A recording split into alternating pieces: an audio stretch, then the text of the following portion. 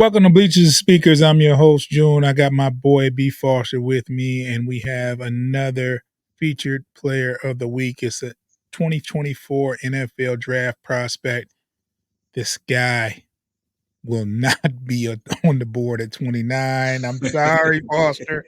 I'm sorry. God, I wish he was, though. But I'll let you go ahead and tell the people who we talking about here. All right, the next guy we're going to talk about is Terrion Arnold out of Alabama.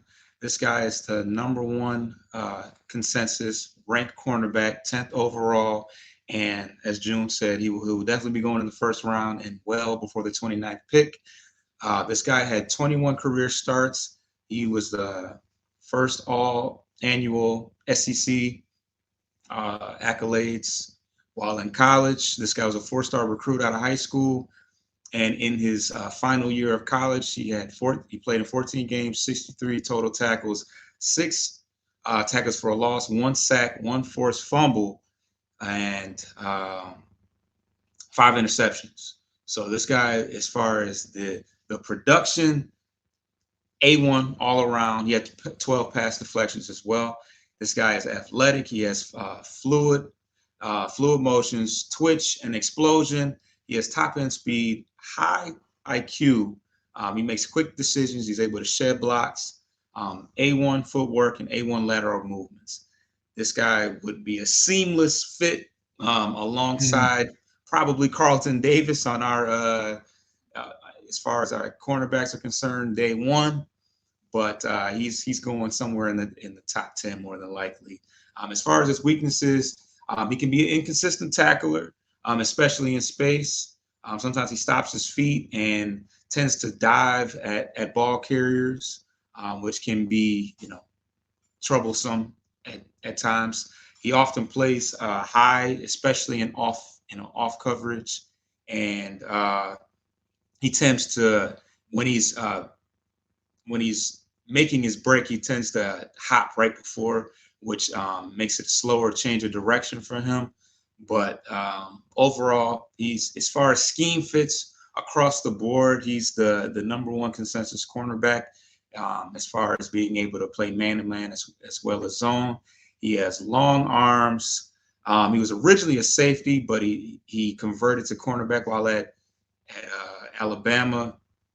And like I said, he's versatile. He can play in press coverage, he can play in off coverage. He just needs to focus on staying in a nice low stance so that he can effectively get in and out of his breaks. But he's got all the tools, all the attributes. He's 6 foot, nearly 200 pounds, and he's going to be a top-notch rookie cornerback. It's tough to say, how he will rank overall, but I would love to see him in the Honolulu Blue. But we're gonna have to make some things happen for that to occur. But he would definitely fall into the line with a lot of these other Alabama studs that we have in the league right now and on the Detroit Lions, and he's ahead of Kool-Aid McKinstry as of right now. So that is Terrion Arnold. You would have to do a profile. I mean, why couldn't you do this at the beginning of these? Like, this is such a tease, man. He's not going to be there for the Lions at 29. I don't want to give up a bunch of stuff to move up in this draft. This doesn't do me any good. It's interesting because I heard about Kool-Aid first. Like, I don't know if it's the name or what it is, but it wasn't until later on that I started even hearing about Terrion Arnold. But Well, that's because coming into the year, Kool-Aid was the man. Arnold made tremendous strides throughout the season where he was actually playing better football than Kool-Aid. Everybody knew what Kool-Aid was bringing to the table from the year before. Right. So he shows up, checks all the boxes, makes a lot of plays because they were throwing away from Kool-Aid. And that gave him plenty of opportunity to showcase his skills. There's a lot of these defensive backs that won't have a bunch of stats because colleges teams didn't throw towards him.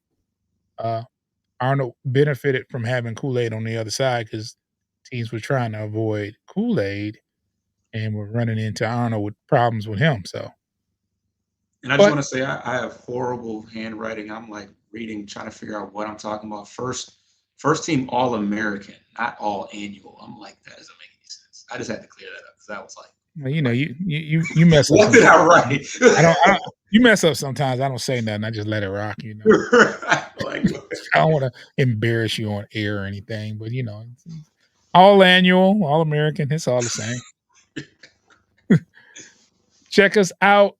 Subscribe to the YouTube, Bleachers and Speakers. Subscribe to Motor City Metrics. Check us out on the audio, all podcast streaming platforms, Bleachers and Speakers, FFSN. You'll see a bunch of our stuff and download the episodes, man.